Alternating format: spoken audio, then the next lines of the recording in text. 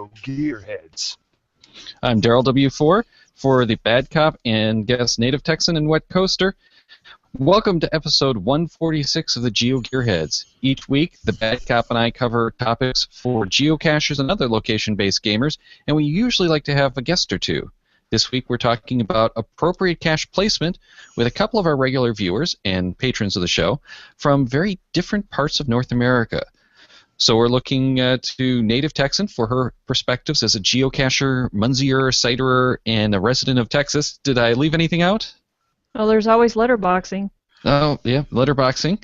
And then Wet Coaster joins us playing Ingress, Munzie, Citer, and, of course, geocaching in Canada. I want to say Western Canada, but that doesn't really sound right to me. Well, I could say I enjoy caching in the Pacific Southwest, but that would just be confusing. So Western Canada's fine. How about if we extend the Pacific Northwest of... Oh, anyway. These are two of my favorite caching friends. So thanks to both of you. We also asked last week for your examples of inappropriate, and I know inappropriate, cache placements. And boy, did we get some great examples. There were a few names, a few new names in that list too. So once again, thank you, the great GeoGearhead audience. You have shaped this show. One of those submissions will be getting a $10 gift certificate from cache-advance.com, and we've already drawn that name at random. So we're giving... Oh, actually, sorry, that's a typo. That's what you're getting next week is a $10 gift certificate. This time it was a prize from coinsandpins.com again. Well, there we go. Coinsandpins.com. Because we have a winner from coinsandpins.com on the show tonight. And we're going to let that winner, who's also named Wet Coaster, announce who the winner for tonight's show is. Yep, well, I got 2 coins here from Washington and Oregon State, the 2 states I've got caches from in the U.S. But this week's winner in the drawing is Mrs. YJM. Well, congrats, Mrs. YJM. And she picked the 1,000 GeoCoin achievement set, which is really cool. I mean, if you've got to celebrate a number, 1,000 is a pretty big number. I consider you at that point a real cacher. So, okay, maybe that was inappropriate. But there's going to be a lot of inappropriate tonight. And I know Daryl, speaking of inappropriate, no, Daryl already got that gift out to her. That was very appropriate. Now, we'll have. How about question. Expedient? We'll go for it was very expedient. Expedient. I want to add .com at the end of that. Okay. We'll have another question at the end of this show to test your knowledge, or should we say searching skills. So that will be for the gift certificate for cache-advance.com, or Cache Advance as we all know them. So good luck in advance for next week. Well, we received so much material that we can't hit all of them. I've trimmed down and sorted some of those entries based on their themes. So we're really going to be talking about inappropriate placements tonight more than the appropriate placements like we had originally planned. We'll start by reading those emails and then add our thoughts. And we're going to start with this submission by Thavia. Hopefully I'm pronouncing that correctly. If not, write us and let us know how it should be pronounced for next time. And they said, aside from the typical trashy urban hide, 2 caches come to mind. One was a magnetic tin under a USPS mailbox. That's U.S. Postal Service for people who might not recognize the abbreviation. It was archived after a couple of finds, but I was most surprised about it passing the reviewing process because of the name, description, hints, and a street view image of the cords all pointed to the mailbox. Not good. No, I think with the level of awareness and caution these days, I'm surprised the hide under a mailbox didn't get a trip from the bomb squad. And we need to be aware of our hides like that and placements these days. Stop and think like a muggle before you place the cache. You know, a small box under a mailbox, that won't cause any concern or taken the wrong way. Well, in warning, here in the U.S., mailboxes are postal property. And when I got started in caching, one of the leaders in the local group relayed the story of a few cachers being hassled by the police at night while attempting one of those hides, and they were actually threatened with arrest for tampering with the mail.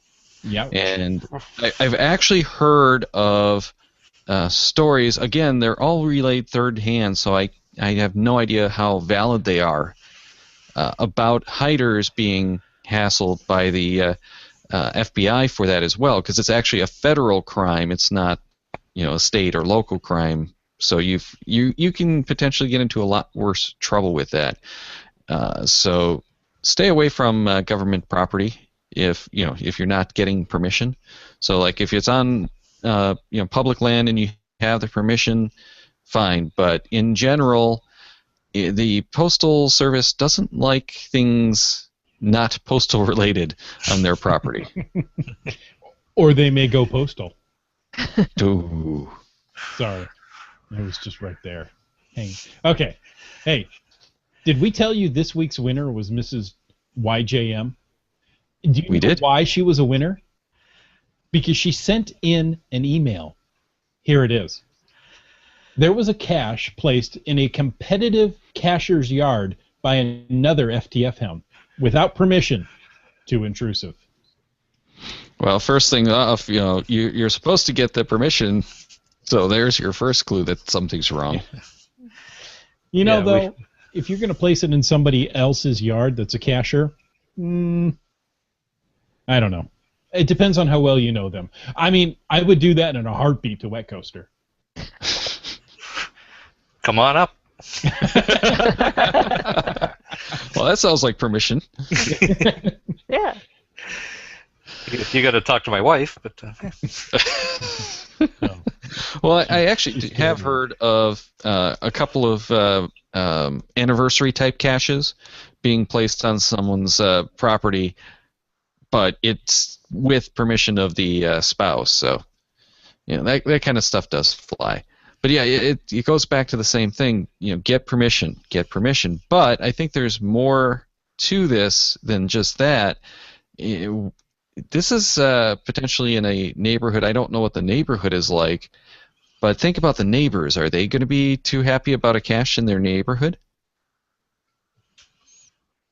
Yeah, you could easily get this into full contact caching, or maybe an episode on Judge Judy. Oh, Judge Judy talks about inappropriate cache placements. I personally don't even like caches hidden on people's private property. On a street. There's some around here that they've dug a sprinkler. The big hole in the ground with a cover on it. Yeah, like a little sprinkler pit. Yeah, and put the cache in there, and it was an ammo can. It was a good sized one.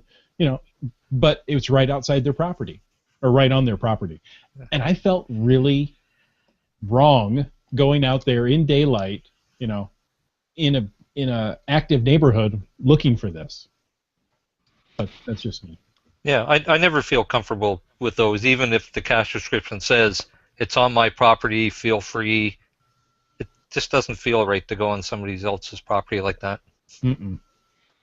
Yeah, sometimes I do like some of those caches I found, but it really depends a lot on the neighborhood. If you've got the cache in a more rural kind of neighborhood, then I don't have as much of a problem with it. Or if it's like on a business frontage kind of thing, where I've done some of them where there's houses on one side of the street and businesses on the other side, and it's a more open, more active area, and it's a simple hide in the like on the mailbox or something. That's not quite so bad, but it can be questionable. Mm-hmm. Be a little touchy. Yeah. So it most of the time, if I take a look at the satellite map and it's in someone's yard, I just skip it. Exactly. We'll move on to Lafitte FL, who wrote in Inappropriate cache placements, I've seen many, but the ones I'd like to bring up are placements in sensitive areas. Two examples that come to mind. The first was a difficult find in a flower garden, area that many people use for photos, engagements, and etc. The hint was useless and very hard to find. A few days later, logs, DNFs by the way, started to indicate that the area was getting torn up. The second was a cache placed outside of a service phone booth. Several of us, 4 different geocaches, converged on ground zero in hopes of being first to find. Our attempts were fruitless and we left. Things were fine when we left. Apparently others eventually showed up without the DNF logs. Then the next day the cache owner posted a note indicating that he was surprised at how fast the cache was published and the container was not yet in place. This, of course, is another problem altogether. In his log, he indicated that the light in the phone booth had been damaged and that he had placed the cache to try to preserve this site, not destroy it. And the point I'd like to make, a CO has some culpability in the cache placement and preserving the area around ground zero. You can't just place a difficult cache, give no hint or a useless one, and then be surprised when cachers actually want to find the cache and the associated disturbance or damage. One thing I've learned in this hobby is that cachers want to find the caches and will sometimes go to extreme lengths to make the find. If an area is sensitive, perhaps a cache shouldn't be placed there, or should be very simple with blatant obvious hint, thus giving cachers a smiley and something interesting to look at while still preserving the site. Leave the difficult hides for the wilderness or a more forgiving area. Yeah, we're supposed to do no harm, and some areas have strict guidelines to where you can put caches. So I'm in British Columbia provincial parks.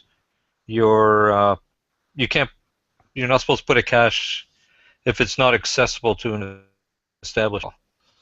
So you've got to just be careful so you're not damaging the environment. Yeah, we've talked about that with the Leave No Trace folks before. It's really important that you consider where your placement is and make sure that you're not going to do damage. There's a story of a church in this area where someone threw a cache in a bush, and it was right before a big event out in that area, and the church got very angry because their bushes were pretty much destroyed in one night. Wow. Yeah. Yeah. Talk about inappropriate. Not exactly. Mm-hmm. Just because a place has a public parking lot, that does not make it public property. Right. Yeah. So we're talking about things here that aren't the trails and natural settings, and this is why you'll find a lot of those policies on the land management sites where they won't let you place the caches there anymore, is because people have gone and done this kind of stuff. Mm-hmm. And you have the same kind of problems in the cities. Don't put it in the parks and the gardens, because that's not a good place to put it. And if you do, keep it away from anything that's volatile, because a lot of the time people won't read the hint. They don't even read the descriptions. They just look at, okay, what size is it? What's the difficulty? Okay, I can find this. Exactly. Mm-hmm. Exactly. Well, we have more feedback, this time from Johnny Be Good 9. It says, I found this old rusty machine with huge gears by the water next to a restaurant and a yacht club. I believe it was originally a winch to pull boats out of the water that had gone to disuse. I took a Haida key and glued it so it would match the machine. This was midsummer. Come winter, the yacht club stored its winterized boats right next to the rusty machine. I had to archive the cache so geocachers wouldn't get in trouble from the yacht club, or even worse, the police. Now, before we go any further, I have to say this does sound like it was a cool, clever hide that I would have enjoyed before that. But again, this is one of those situations where it doesn't sound like he got permission, and it's real easy to not get the permission a lot of the time. Mm-hmm. I have to admit that I've done that on a few of the caches. Especially, I've got some caches where I've talked with the Park Service, and the Park Service is still operating under the, well, we don't have a policy. We just don't want the or the grounds crews to find it and have to worry about it. Exactly. But yeah, definitely. Again, this is talking about what we kind of started off talking about with that mailbox. Think of the finders. If they're going to get hassled by the police, is it worth hiding it there? Well, and I think in this case, the cache owner and we're talking Johnny B. Goodnine had the responsibility to say, you know what, this is inappropriate. I'm going to archive it. Absolutely, this is an appropriate response from the cache owner. The one failing is probably that he didn't get the permission. However, we've all seen this type of thing before. You'll go and get permission. He might have gotten permission from a groundskeeper or something that didn't know what was going on. You don't necessarily know who's the actual person that you need to speak with in a lot of situations. So, perhaps he did get the permission and just ended up that they didn't realize what's going on. Or, it could be that they thought, oh, this is just something for the game that's going to last a couple of months. We're not going to have a problem when we start storing the boats there. Right. And it sounds like a seasonal thing, too. He could have maybe just temporarily disabled it during the winter, but then had it open again during the summer. Because it sounded like in the summer it might have been a clear shot to get to it.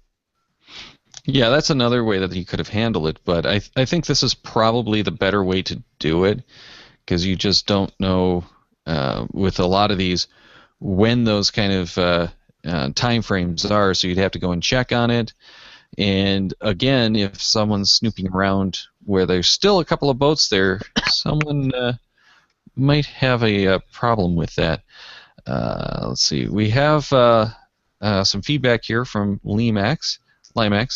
We just had a bomb squad called out here recently, within 50 miles of where he is, I take it, for a guardrail cache on a state highway.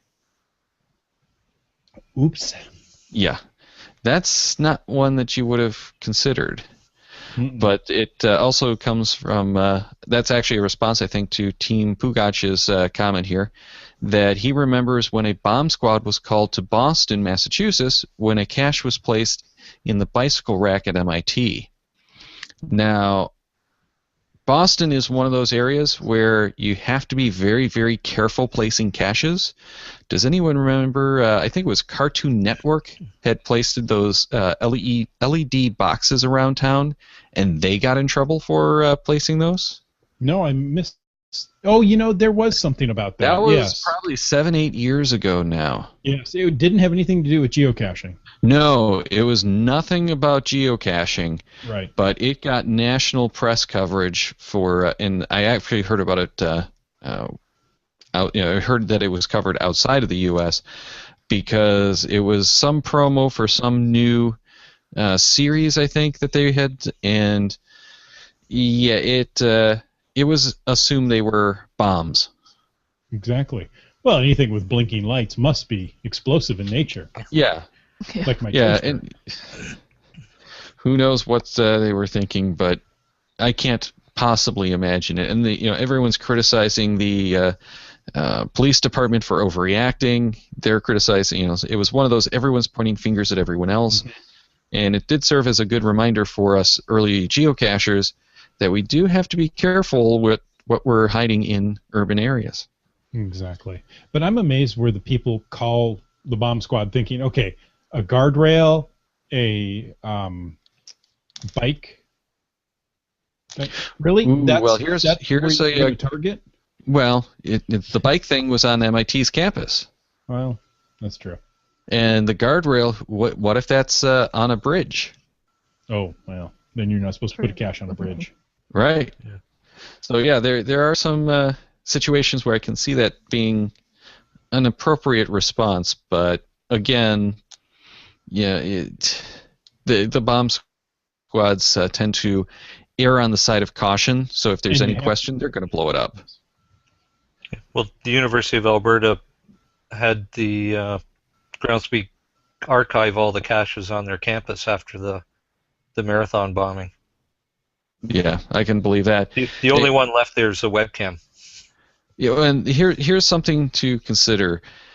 We're cachers. We recognize a cache. We know it's a listing service, but what's to stop someone who wants to do something nefarious from just marking their bomb as a geocache and putting it out there? Mm-hmm. You know, Really? you can't just count on that being the saving grace. I've thought that exact thing, Daryl. Geocaching is a great cover for some nefarious schemes. Yeah. And Limax actually it hasn't says happened yet, but it could. that we know of. But Limax actually said that they were doing construction by the guardrail. So they were probably a little bit more sensitive because of that. Right.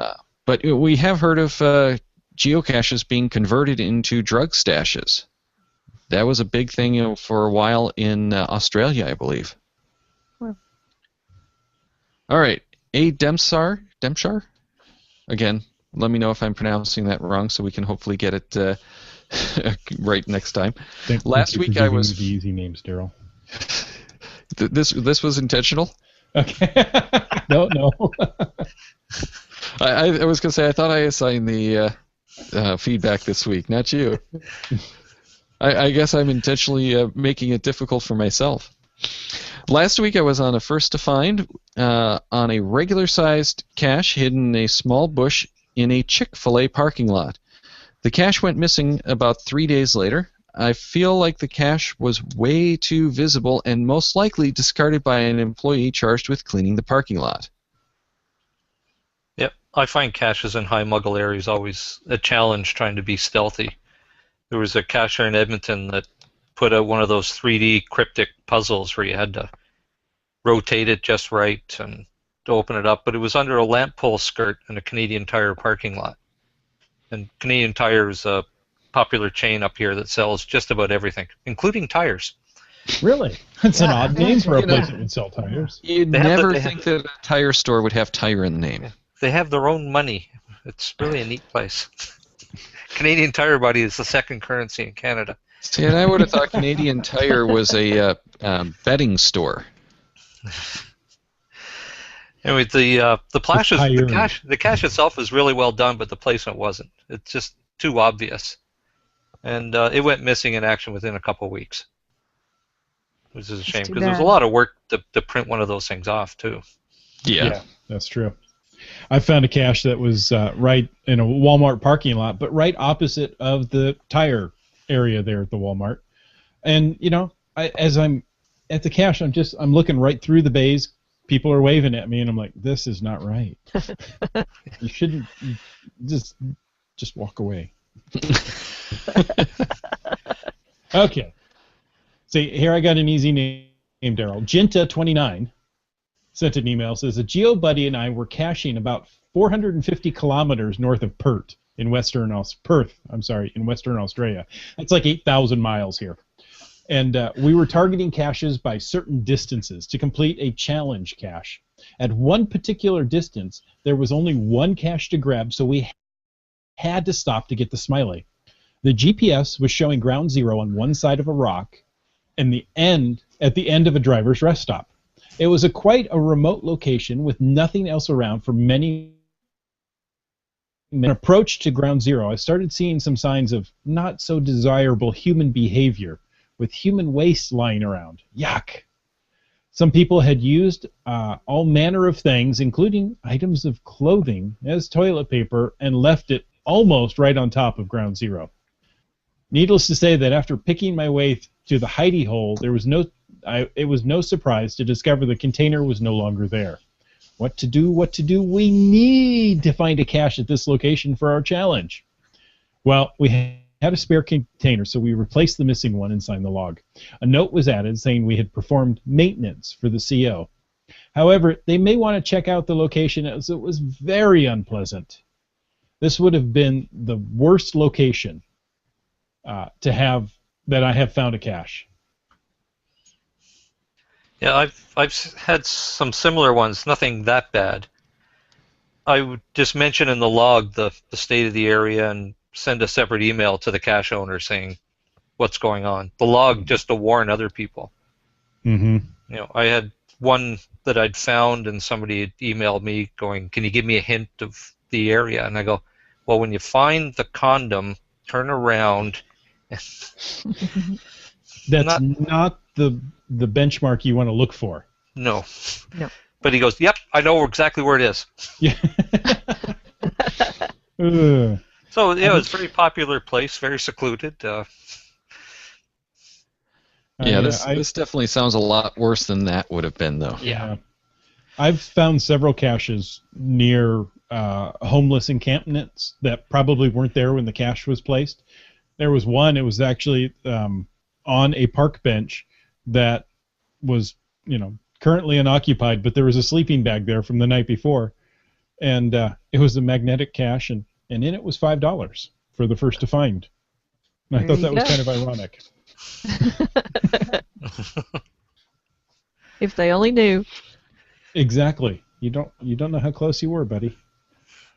Yeah, that definitely is one. Hopefully, when it was placed, that was not the situation, because I'd hate to think the cache owner did that. But I've run into some caches where it's trash. They're hiding the cache in trash, which seems like a good idea, but I don't think that's something you want to do, because what if someone does a cleanup on that area and decides that pop bottle that you used to hide the container in was trash and just carries it out? Yeah. My very first cache find was that way. It was a fake foot powder spray bottle, the aerosol cans that screw off on the bottom. Mm-hmm. And I found it. We had to go back two times, I think. Overlooked it the first time as trash. Found it. Oh, we were so excited. And a couple of weeks later, they came and cleaned up, and it was gone. So I have no spot to go back and revisit my first cache find. Well, speaking of the homeless caches, homeless people encampments. Boy, I'm getting tongue-tied. Sorry, folks. Rescue Penguin actually wrote in with a story about that. During the afternoon, I received an email about a new cache being published. I figured I had a chance at first to find. I knew this cache was in one of the worst and most dangerous areas in the city. It is known as Shooting Gallery, not the type of shooting gallery for projectile weapons. I stepped on a train and got off near the cache. I narrowed down the ground zero to a small triangular patch of brambles. Nearby were some trees and bushes. Home to a young woman. I had a chat with her for a few minutes. Ground zero was pretty much in her front yard. I spotted a hypodermic needle, a feminine hygiene product, very near me. I also wondered what else was in the brambles and decided the cache find was not worth it. I logged the DNF and boarded the next train to work. An hour later, I checked the cache logs. The website indicated the cache was not published. Still reads that today. Interesting. Very interesting.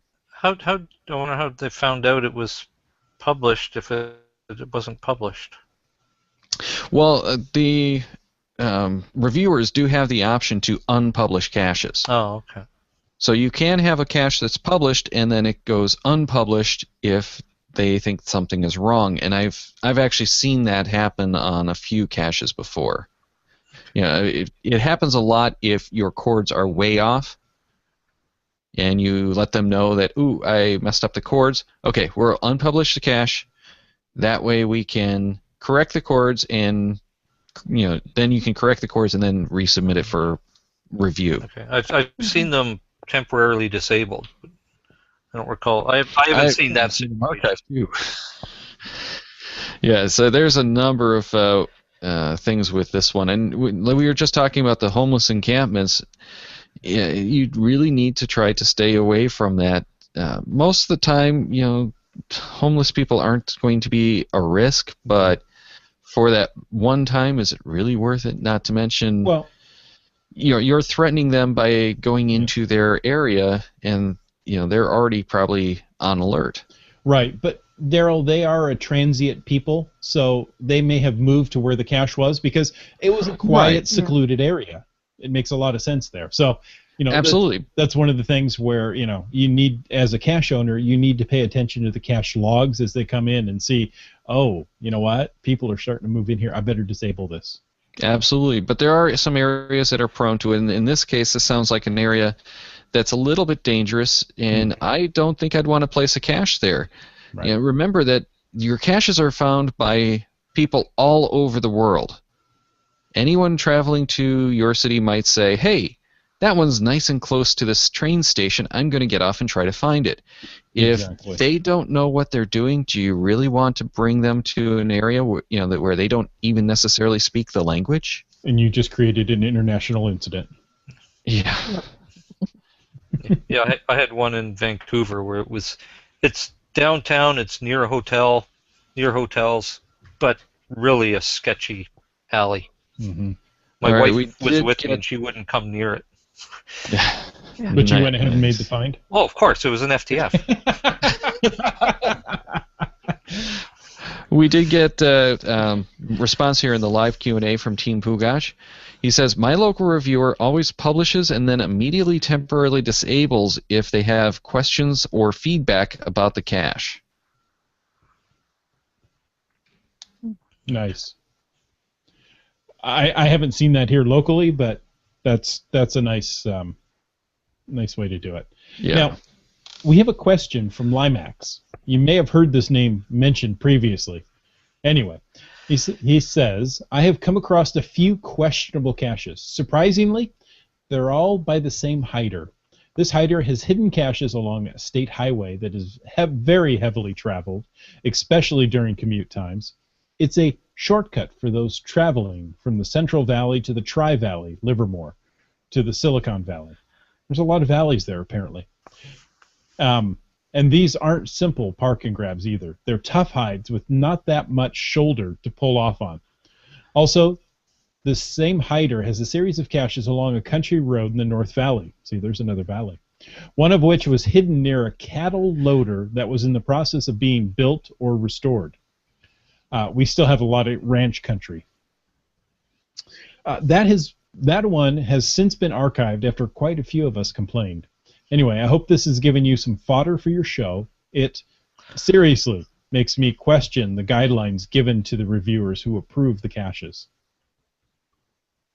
Yeah, I totally agree with that. It's you want to be able to enjoy the hobby or obsession, pastime, whatever we want to call this, and don't put people at risk.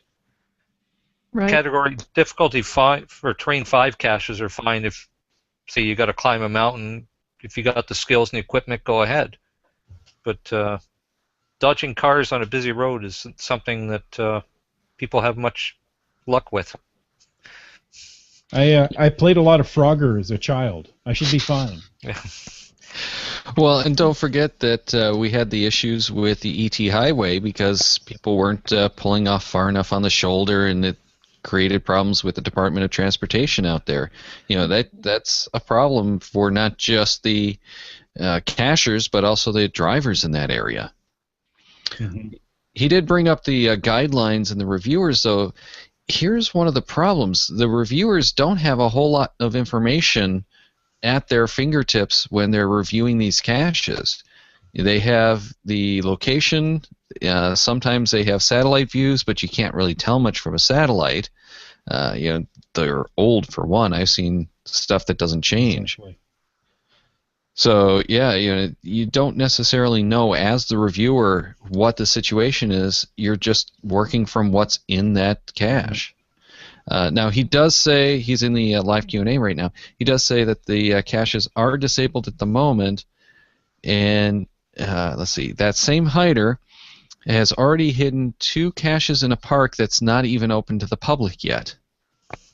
Got the jump on the good locations that way. I was just going to say that's one way to make sure that you got the lock on the park. Yeah. Yeah.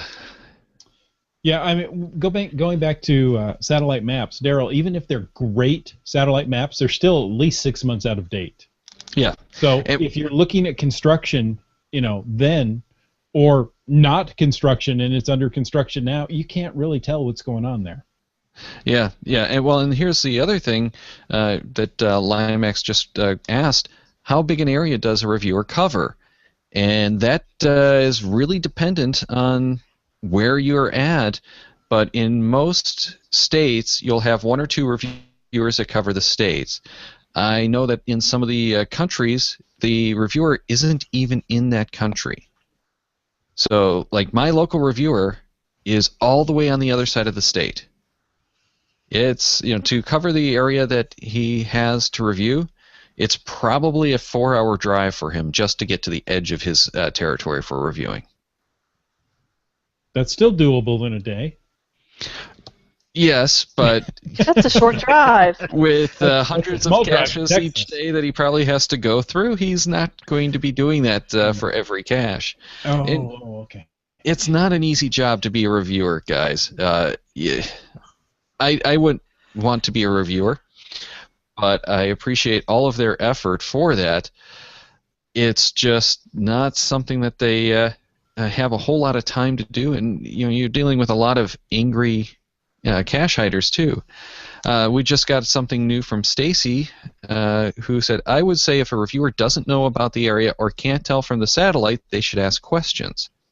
Mm-hmm. Okay, but So, what if it's not something that you can tell from a satellite view that you might even need to ask a question about? That's the whole thing. There's nothing to trip worries in most cases. They know like where parks are. Sometimes they know where schools are, but we've all seen the maps where the schools aren't even marked, or the park is missing from the map. So they just don't have a whole lot of good actionable information. Were you going to say something, Chris? well, my thinking is do we need to change the cache submission policy to include pictures of the area, not just ground zero, but let's get a pan of the area and see what's around. Yeah, I kind of do like the idea of at least, mandating that you have to have photos of the cache at ground zero or something like that. But I think there would be a huge backlash if they tried something like that, and I don't know how many people who would create the problems with the hide would just take photos of something else entirely anyway. Well, that's true. Yeah. It's not as if you can't fake a photo easily enough. Even if you have a smartphone, okay, I'm going to go near ground zero. That way the GPS is close enough if they try to check the geotagging, and take a picture of it over here in this nice pile of sticks that I just placed here, and then I'm going to go and put it in the side of the building. Yeah. Yeah, but does it matter then? I mean, all the cache submission process does is keep honest people honest.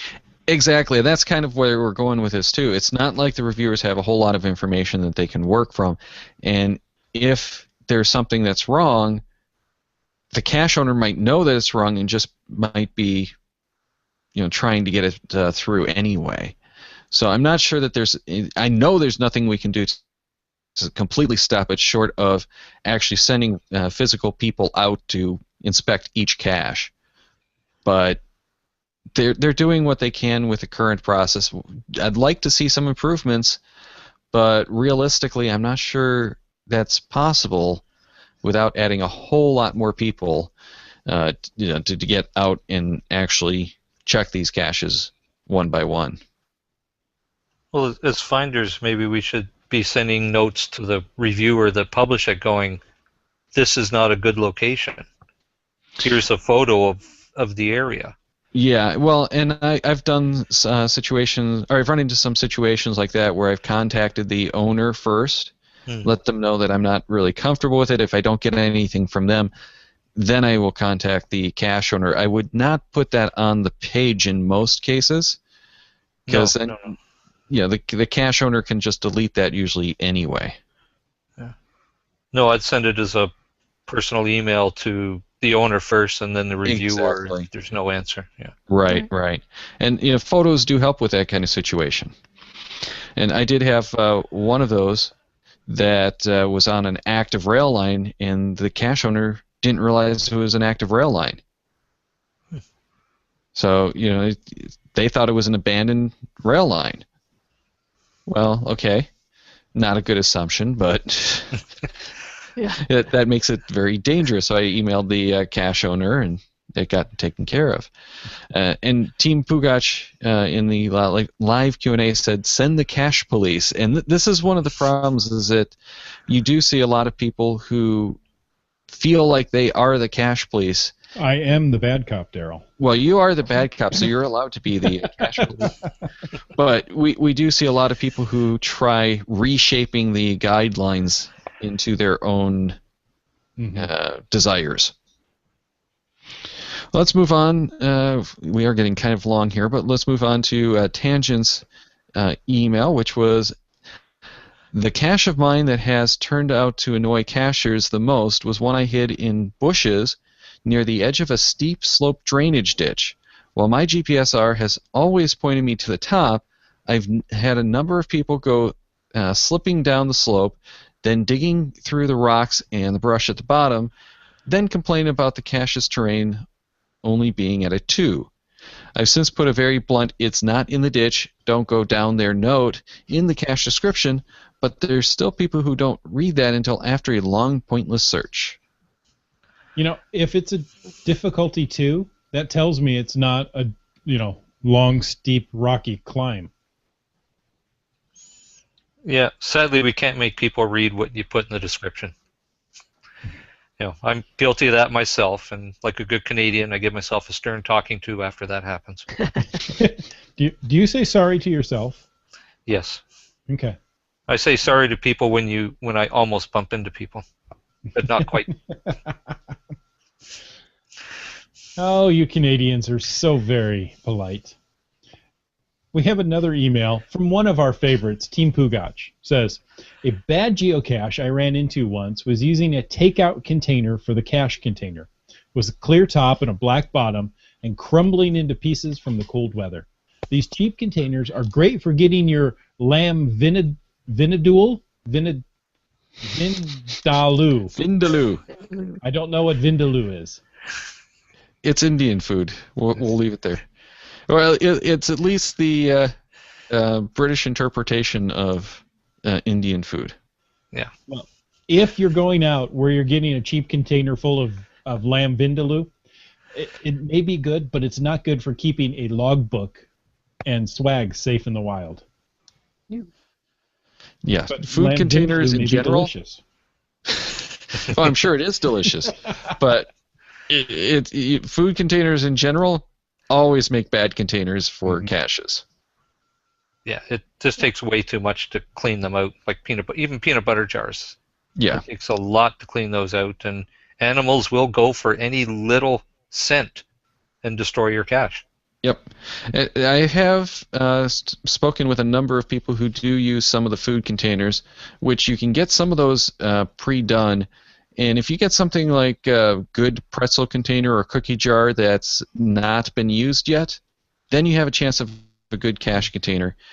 Some of the hiders around this area do actually have some tricks they use to get the odors out and have had some success with it. But still, I don't suggest anyone try that. If you want to try it, it's at your own peril, because they will chew through that container if there's any scent whatsoever. And you have to remember they have a much better sense of smell than we do. So Absolutely. You may not smell anything, but an animal will. And a squirrel can tear up a peanut butter jar in a matter of seconds. It sounds like first-hand experience here. Oh, I've seen several that have been just shredded. Oh, yeah. But the only ones that I know of that are going to survive are the glass, and never put a glass container out as a geocache. I found a glass container hidden in a rock wall. I was very nervous about, picking this thing up and putting it back. Yeah, I've seen quite a few glass containers, and they sound like they should be good, but all it takes is someone to drop it, put it down a little too hard, whatever, and you've got a nasty situation on your hands that you just don't want to have to deal with. But what we were actually talking about here are those cheap carry-out containers, things like the disposable sandwich containers, that kind of thing. I've even seen people just use sandwich bags. These are not whether. Yeah, not weatherproof, not waterproof. They're supposed to keep the food in the container for the trip from the restaurant to your home. That's And about it. maybe Or that night office. in the refrigerator. Yeah. So yeah, these are not things that are supposed to be left out. The plastic gets brittle. Down there in Texas, I can't even imagine what's going to happen to the plastic in one of these cheap carry-out containers. No, they don't last very long at all. So there you go. Don't use these cheap plastic Yeah. containers. So we need to talk the restaurants into giving us ammo cans as doggy boxes. Good, Just good lock lock, and good lock. lock and locks. Good lock and locks. Okay. Okay. Good I've quality heard, ones. Yeah. Yeah, I've heard many stories about the ammo cans being torn apart by bears when people put stuff, food items in them. Mm-hmm. So ammo cans aren't even safe from the animals. Wow. Well, guys, we've been talking for 46 minutes now. I think we should probably wrap this episode up, and I think we're going to have to do another show on appropriate cache placements because we still got so much good feedback to go through. Sounds like it. Oh yeah. Yeah, sounds Before we Are we going to do appropriate or inappropriate? Well, I'm going to leave the title the same because I still want to be, a little bit more positive and abstract in the next one, though. Just put the letters IN in parentheses in front of it. Yeah, there you go. Yeah, exactly. There you go. That works. Now, before we close tonight, we have a quick follow-up from last week's show. You might remember Team Pugach, who we just read and is here in the Q&A tonight. They had a text adventure cache from last week. He emailed us that cachers Sarah Boo and Inga Land have already, I assume that's how you say it, right? There's multiple A's there. Close enough. Have already done a puzzle cache using that same website in Virginia back in April. Check out their Zorky Rooster, that's GC4A2BG, which only has 12 finds so far. But, it's in Virginia. I'm not going there. And, sorry. I am the bad cop. I can get away with this. And thanks so much for Dano for sending in that extra information. Though it's probably a little too late for most of you. Quick reminder that this Sunday is our August Patron Hangout. If you're a patron and have not received an invite to that patron or the Hangout on air, please contact us and we'll try to get you set up. Who knows what we're going to talk about this time, but I'm always looking forward to it because it's just a bunch of GeoGearHeads hanging out around the computer. It's one of the fun ways that we say thank you to all of the patrons who support the show through their financial contributions. So thank you, Native Texan and White Coaster, both of you, for being patrons of the GeoGearHeads. And actually, are you guys up for a patron special right after this? Sure. Sure. All right. So patrons, look for another bonus show in the feed this week. If you'd like to join our patrons, think and if you think we're going to bring you more than a couple of bucks a month in value, and you can afford to send us those bucks, please head over to GeoGearHeads.com and click on the Patreon link. You'll get access to those special shows, the Hangouts, host picks, and more. But also, thank you everyone who listens or watches our shows, and especially those of you who are leaving reviews in iTunes, Stitcher, and sharing the shows with all of your friends. Now, it's the time when you want to get that email to geogearheads@cachemaniacs.com ready with the title Question 141. Now, Daryl has put an exclamation point. I'm sorry, 147. He put an exclamation point there. So I think it's question 147. This week, you'll be entering your name into a drawing for a gift certificate from cache-advance.com. But only if you submit your geocaching.com screen name with the correct answer to that question by 6 p.m. Pacific Daylight Time, that's 9 p.m. Eastern, October 22nd, or even 1 a.m. UTC on the 23rd. That question, are you ready? Both of you can go ahead and start typing the answer if you know this. To which internet news group did Dave Ulmer post the coordinates to his original stash? Make sure you have this correct answer to that question with your geocaching.com screen name and in the body of your email by 6 p.m. Pacific on the 22nd. And title that question 147. And get that to us at GeoGearHeads@CashManiacs.com. Good luck in that drawing, and thanks again to coinsandpins.com for donating that prize. That's actually cash-advance.com. Yeah, this week it was Coins and Pins, and thank you, Coins and Pins, for this week's prize. There you go. And we have some great shows. Next week, we're going to be talking again with Shakespeare about 3D printing, getting a little bit more info about it. And, hey, White Coaster, you were talking about that 3D Cryptex cache container. So, they were starting to see some. And, I've got my cool little cache container that was donated by one of our listeners. Then the week after, episode 148 on August. I'm going back in time. October 30th is going to be our randomized 28, and we're excited to have the guys from OB Podcast on. And perhaps Doctor Who. Perhaps. November 6th is going to be our pocket queries. Dave DeBear is going to come in, and we're going to talk about pocket queries. But most people, you think of them as just a way to get the GPX files. We're going to talk about how to use them for doing a whole bunch of cool things like more specialized searches. November 13th, we're talking about puzzles again. A lot of people have been asking for that, and we're going to have our wonderful guest back on to talk about the puzzles. Then on the 20th, we're talking, 5 weeks out now? We're already giving you what we're talking about 5 weeks away, and that's going to be camping. And again, Pete from the Amazons is going to be joining us, and he's one of those crazy camper guys who just loves camping. So we're going to get all the info from him about camping. That will be cool, because camping in November is a challenge. Now, don't forget to check the Cacheamaniacs website at cacheamaniacs.com for more on the GeoGearHeads, including show notes from this and all our episodes. We love hearing from our listeners, so leave us feedback by calling 206-350-3647, by emailing geogearheads@cacheamaniacs.com, or through the many channels of social media. Your support helps keep the Cacheamaniacs shows coming. Please consider becoming a patron through the link on our website to support the Cacheamaniacs shows. GeoGearHeads is produced by Chris Umfenauer and Daryl Wattenberg. This show is copyright 2014 by Daryl Wattenberg. All rights reserved.